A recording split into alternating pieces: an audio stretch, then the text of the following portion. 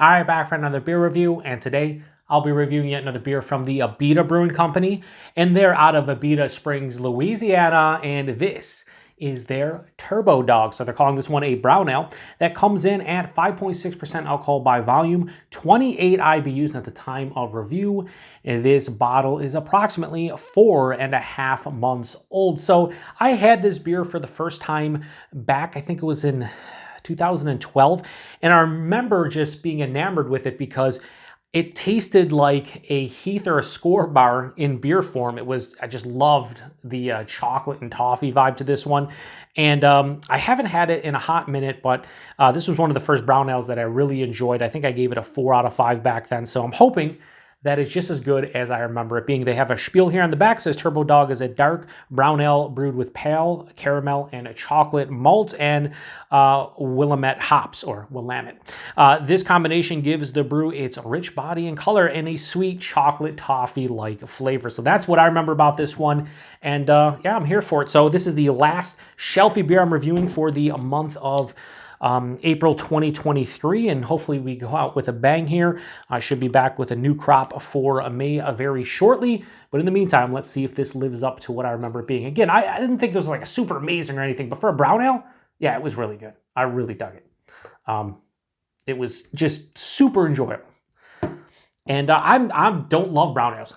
I'll be the first to say it. My preference is English over American. I feel like I'm not a huge hop forward brown ale person. So yeah, so that looks like a brown ale. So this on camera is probably going to look pitch black or maybe very dark brown. In person, it's just straight on brown color. It looks kind of like melted down caramel. Has like a little bit of like a lighter brown tinge here at the bottom. Has a one finger of a straight up tan colored head.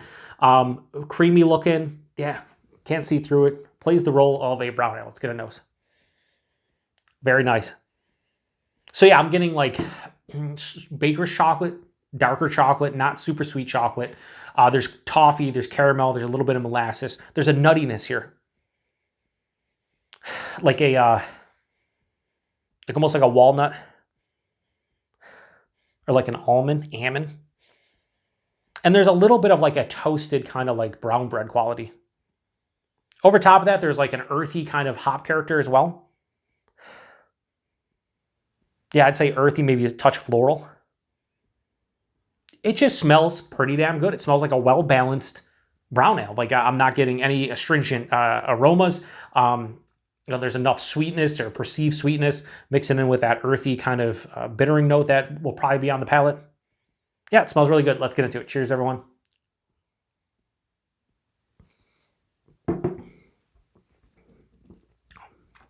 Yeah. The finish, to me, is like a... like someone took a Score bar or a Heath bar and made it a little bitter, because obviously they're candy bars, chocolate bars, and they're sweet. But like those flavors without like the sweetness you'd get from the bar itself. It's in a beer and it's just really nice. Buying this is lower side of medium body, 5.6%, probably appropriate. I'd like to see this a little bit more medium body, so it's a bit thin for what I want personally. The mouthfeel. It has a moderate carbonation, but it does have a smooth, almost kind of creamy sensation on the palate, so the mouthfeel is nice. The taste right up front, toasted brown bread, passes through. I get this like almost, yeah, it's molasses that turns into like a toffee caramel kind of mix. And then dark chocolate hits like halfway through the palate, midway through. And it's like a 30 or 40 or 50% cacao bar, so not overly sweet.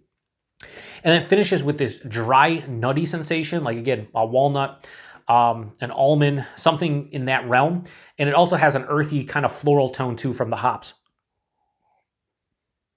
It finishes semi-dry with a mild to moderate bitterness smack dab in the middle. What I love about this is not too sweet up front, even though they say like sweet, what do they say, sweet chocolate toffee-like flavor. I would say it's a chocolate toffee-like flavor, but it's not overly sweet. It has some sweetness, obviously, from the malt and whatnot, but it's a pretty balanced beer overall. I'll be honest with you, this isn't hitting me as much as it did 11 years ago, but my palate's in a completely different place. Back then, you didn't have the variety you do now, and tasting something that had like a Heath or Score bar kind of vibe in it, that really didn't happen. It was pretty rare. So I will say that this doesn't live exactly up to the memory I had of it, but it's still pretty damn solid for a brown ale. Like, I'm enjoying it. The drinkability's through the roof. 5.6%, you can't taste it. Very well balanced from a sweetness to dryness to bitterness. In conjunction, the cohesiveness is here, I should say. Yeah, it's pretty solid. From that aspect, I'm enjoying it. So I'm not going to give it as high as I did in the past, 4 out of 5, but it's not that far off. So Turbodog from Abita, and this isn't like their flagship, I don't think, as much. Maybe it used to be. I know their Purple Haze is everywhere and the most checked in beer on Untappd. I think this is like still top 5, but this beer still to me is a really solid brown ale. So I'm going to give this a high 3.75 and go with 3.85. Almost gets into the low 4 range. But whether I'm giving it a 3.85 or a 4, just let it be known that I do dig this beer. I think it's pretty good. I like the label too. Very simplistic, honestly. But it's a nice beer. It's a nice beer overall, and I'm digging it. So price point availability, I think this is like $9.99 6-pack in my area. And I think I paid I think I got that in a mixed 6-pack at my local Wegmans grocery store. So I actually paid more than what the base beer, the 6-pack would be $9.99, because that mixed 6-pack is $12.99, so a couple more dollars. But yeah, I mean, for $9.99 a 6-pack, it's well worth it. And availability, wherever you see Abita, you should see this. Like I said, this is one of their like core beers, and you pretty much see it anywhere you see Abita. This and Purple Haze are the two that are like always available from what I see. And again, if you like brown ales, you've never had this one, give it a try. I don't think it's going to blow anybody's socks off at this point, but it's pretty good, especially for like a shelfy beer or like a grocery store beer or a beer you can get at a lot of different locations if you get Abita. Like, I think it's a pretty damn solid beer. So appreciate everybody stopping by for another beer review here on the Beer Patrol. Like I said, we are done with shelfy beers for the month of April, and next month I'll have a new crop. I think there is 9 Tuesdays and Fridays in May of 2023. So we're going to have 9 shelfy beers. I already got a couple on hand that I know I'm going to review, and I'm looking forward to. So anyway, to the next one. Cheers.